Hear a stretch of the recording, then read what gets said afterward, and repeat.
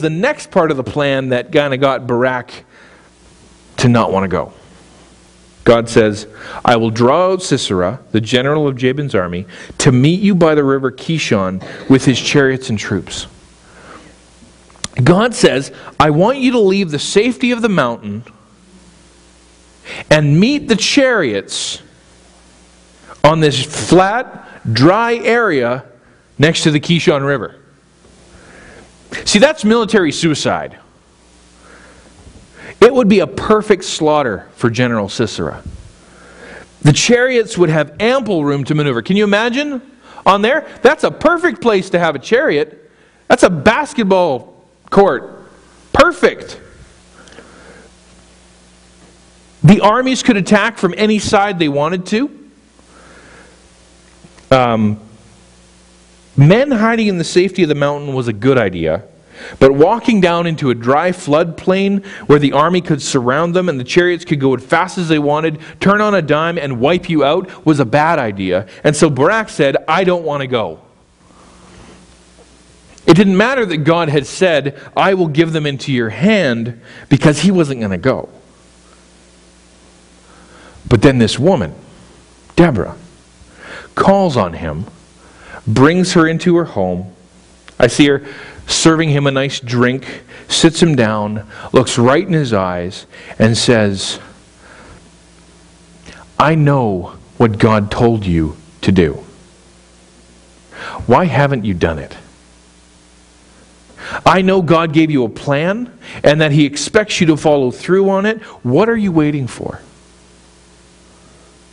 Deborah was calling Barak a disobedient chicken. And look at his response. Essentially, what Barak replies with is, are you nuts? I'm not stupid. I'm not going to go unless you're going to go.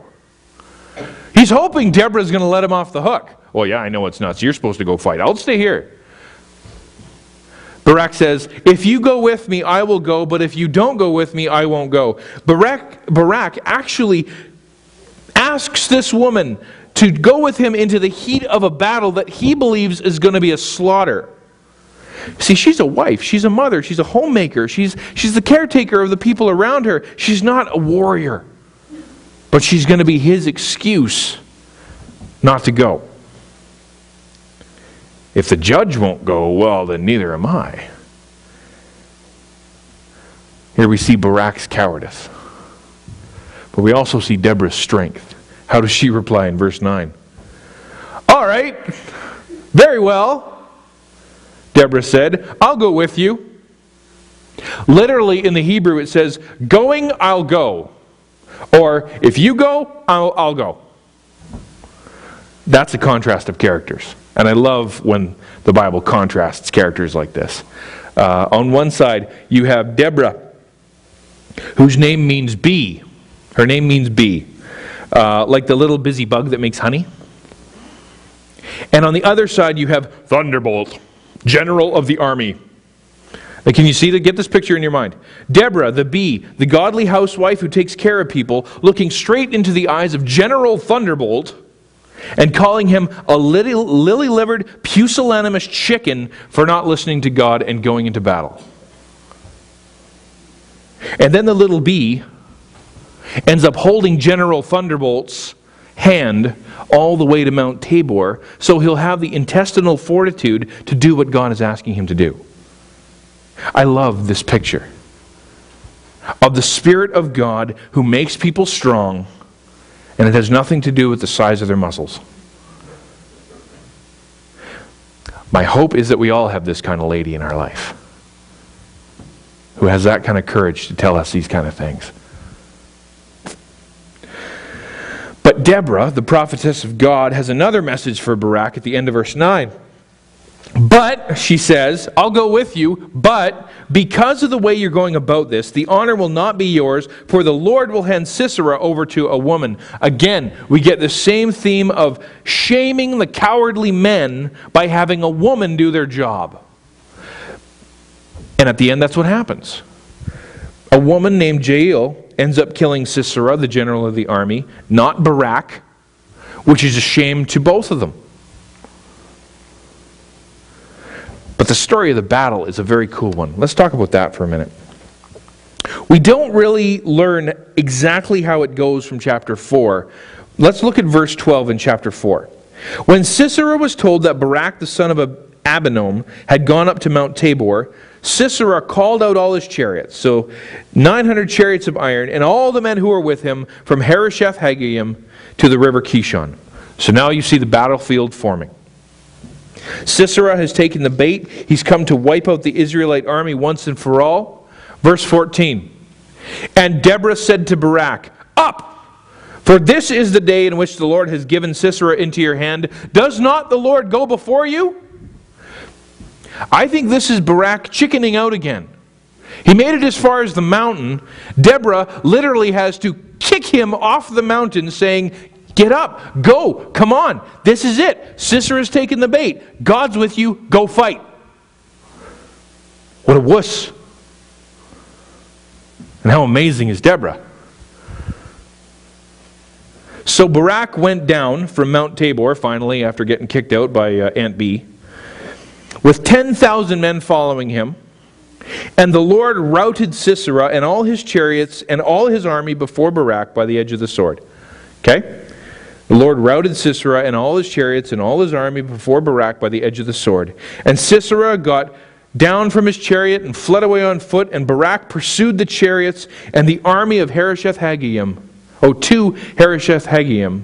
All of the army of Sisera fell by the edge of the sword. Not a man was left. Wiped them out. So why didn't the Israelite army get wiped out? What happened? I mean, it's perfect conditions for Sisera to absolutely destroy them. What happened? Flip over to chapter 5. What we read here is Deborah's song. Deborah's song is a retelling of the way the battle went.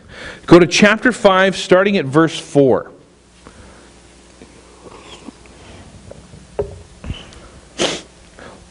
And she's singing to God. "Lord, when you went out from Seir, when you marched down from the region of Edom, the earth trembled and the heavens dropped. Yes, the clouds dropped water. The mountains quaked before the Lord, even Sinai before the Lord, the God of Israel." Now go to verse 20. "From heaven the stars fought, from their courses they fought against Sisera. The torrent Kishon swept them away. The ancient torrent, the torrent Kishon, march on my soul with might." Now remember, Sisera is a very smart general. He would have never deployed his chariots to fight on a floodplain during the rainy season. This had to have been the dry season, which would make it perfect ground for the chariots. So what happened? One of my commentaries explains it this way. The words of Deborah's song suggest an unusual torrential downpour, possibly a thunderstorm. You got thunderbolt fighting with a thunderstorm. 10,000 Israelites, lightly armed and highly mobile, poured down into the valley and joined the battle with a chariot force that was unable to maneuver because of the soft ground. Escape, with the possibility of fighting under better conditions of another day, was the only wise course.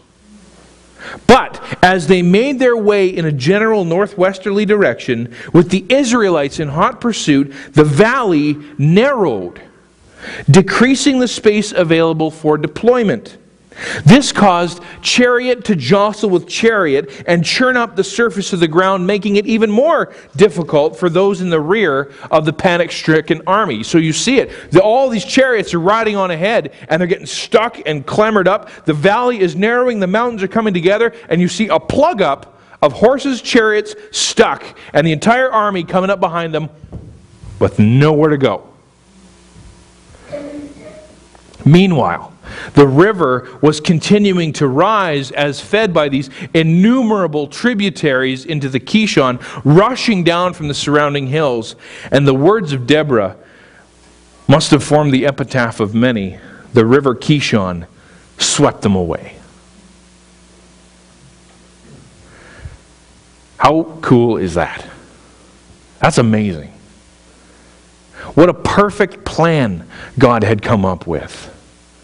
All he wanted was a man of God to lead the people